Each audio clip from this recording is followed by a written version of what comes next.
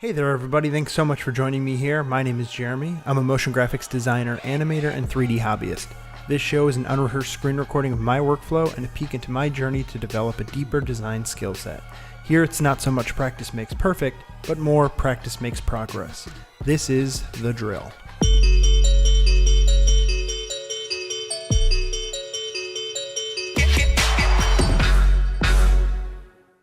Alright, thanks again everyone for watching this week. I also want to thank everyone who has subscribed so far. I'm up past 100 subscribers, and I know that doesn't seem like a lot, but that really gets me pumped and inspired by everyone. So sincerely, I really do thank everyone. So anyway, this week what we are getting into is a little bit of displacement maps with animation. So I am using After Effects here to just make a simple animation. I was inspired by this amazing opening titles for PauseFest 2018. I'll definitely have a link in the show notes below.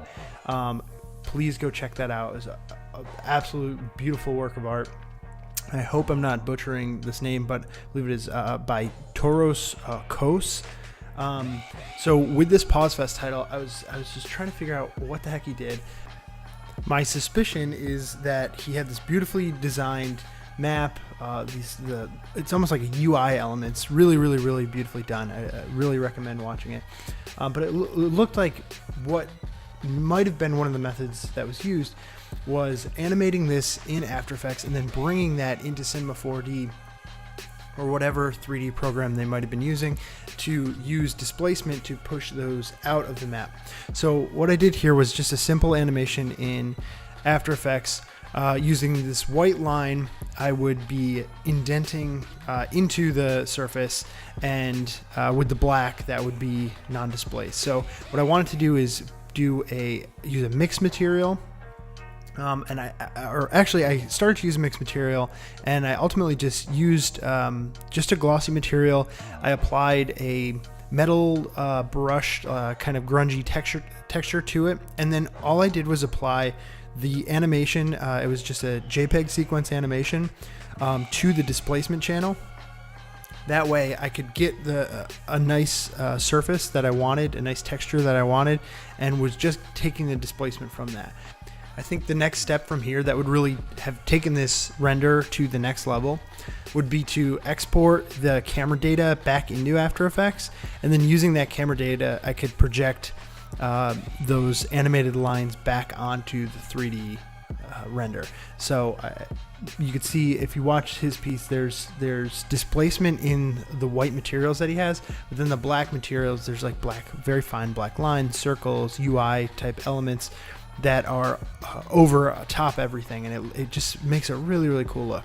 Also, as far as this render goes, you can see I'm playing around with my camera here, trying to do some camera moves without jumping into Grayscale or Gorilla's new plugin, to just try to do as much of this by hand before I start to use like really useful tools, so that there is that understanding and experience as to how things actually work before you just apply easy tools. It's bad enough that I'm already leaning, I do lean on Octane so much in my work anyway.